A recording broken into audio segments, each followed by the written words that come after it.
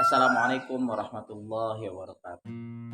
Hamdan wa syukran lillah, salatan wa salaman ala rasulillah. Bapak, sahabat-sahabat yang dimuliakan oleh Allah, merupakan sebuah anugerah yang diberikan oleh Allah dalam kehidupan rumah tangga, terlebih bagi pengantin baru adalah menikmati malam-malamnya dengan pasangannya. Nah, khusus bagi pengantin baru biasanya dalam malam-malamnya tidak terlewati oleh kenikmatan yang telah dianugerahkan oleh Allah, yaitu untuk melakukan ibadah. Dalam hal ini adalah ibadah, yaitu memberikan nafkah batin terhadap istri, atau sederhananya adalah melakukan hubungan istri.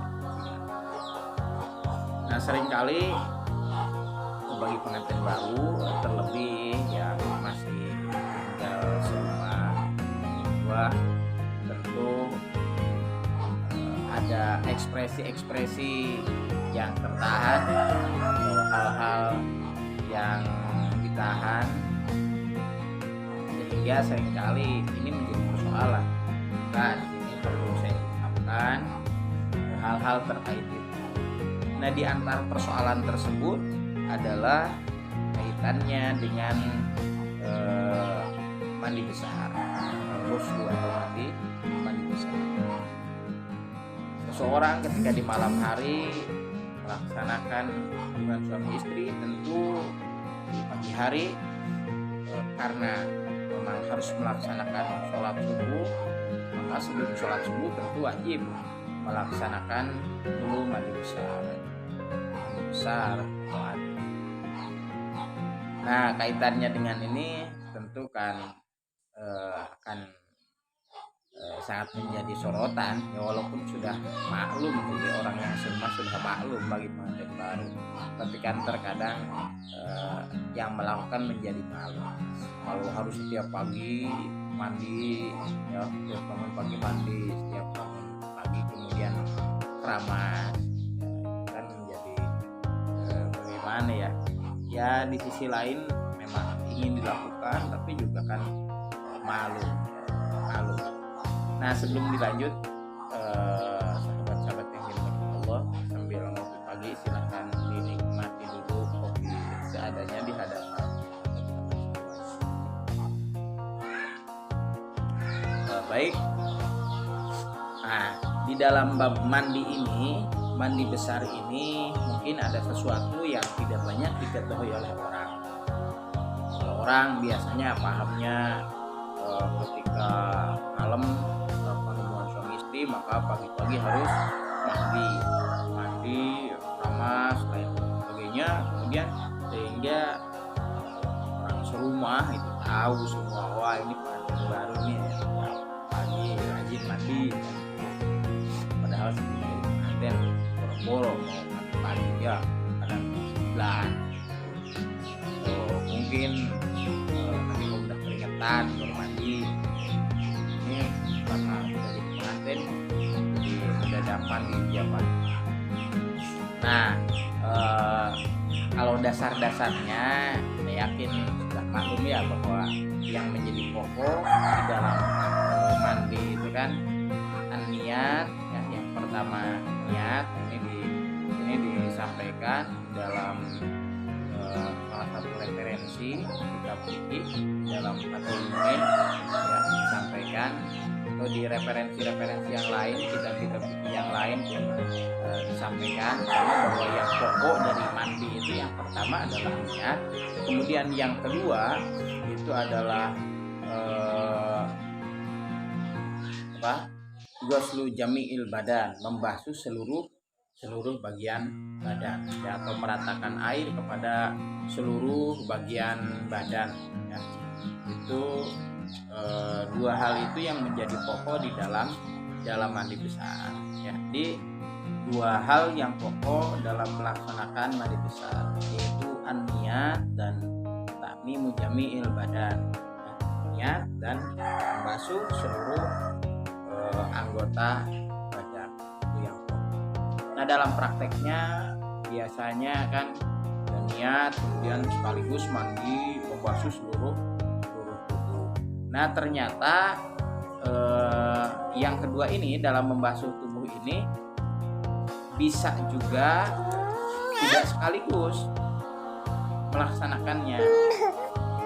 Artinya begini, misalkan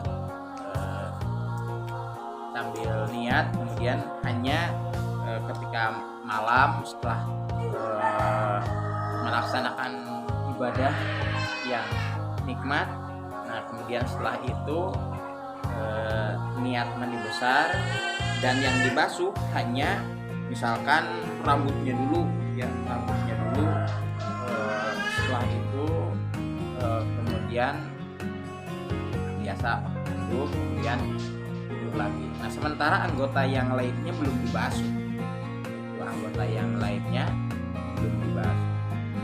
Nah, maka nanti kan kalau setelah tidur kemudian sampai pagi ya inilah itu kan, ketika bangun pagi dilanjutkan membasuh anggota yang lain. Nah, sehingga di pagi-pagi kan tidak ketahuan tidak ramah. Jadi untuk mensiasatnya seperti itu. Nah, hukumnya kemudian bagaimana jika dilakukan dengan itu? Nah, ini salah satu referensi disampaikan di dalam kitab Fathul Mu'in bahwa walau nawarof al janabah wa ghusala ba'dal badan summa nama fastaiqadu wa arada ghuslal baqi lam yahtaj ila i'adatin niyyah.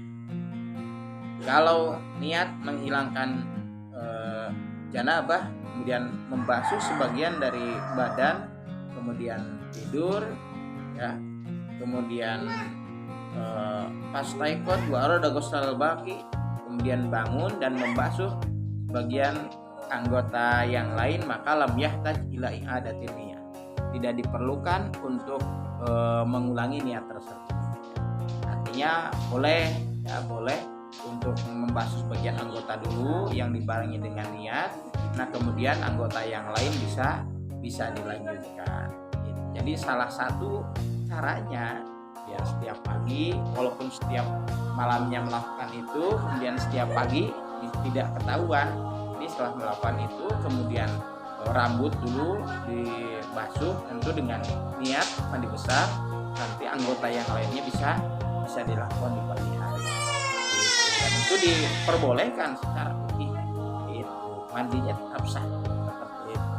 Tapi sempurnanya mandinya ya tetap setelah seluruh anggota badan terbasuh.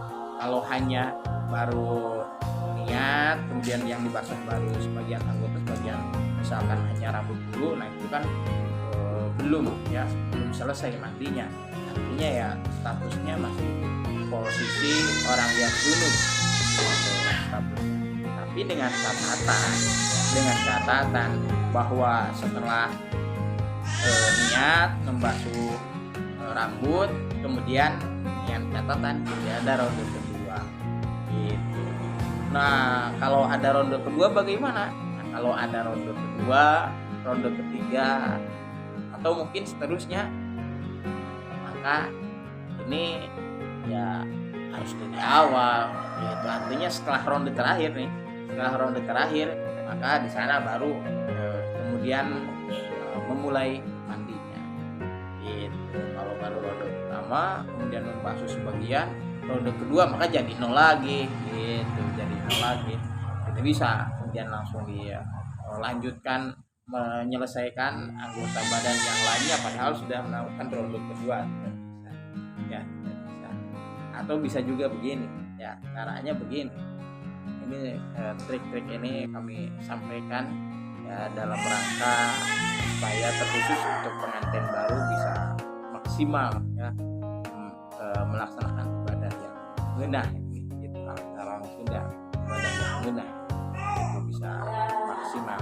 Kan caranya bisa 1 atau 2 ronde atau misalkan 3 ronde rapi, kemudian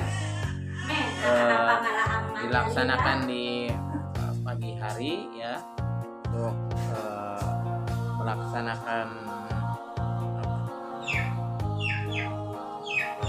untuk melaksanakan mandinya itu bisa dilakukan sambil jongkok, supaya apa? Supaya tidak suaranya tidak terlalu kedengaran.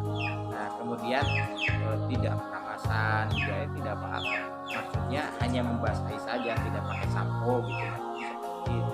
Karena kan kalau sampo biasanya keringnya agak lama, kalau hanya air saja kan jadi seperti itu.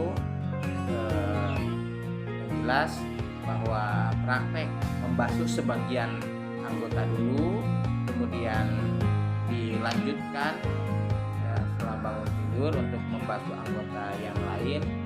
Nah, itu ketika melanjutkannya tidak perlu niat lagi, dan ketika nanti selesai membasuh semuanya, maka karena posisinya sudah suci dari hadas besar. Nah, demikian barangkali yang perlu kami sampaikan, mudah-mudahan bermanfaat, mudah-mudahan khusus yang baru bisa melaksanakan ibadah dengan maksimal ya, juga bisa memuaskan pasangannya masing-masing. Demikian, wal afu minkum wallahu muwaffiq ila aqwamit thoriq. Wassalamualaikum warahmatullahi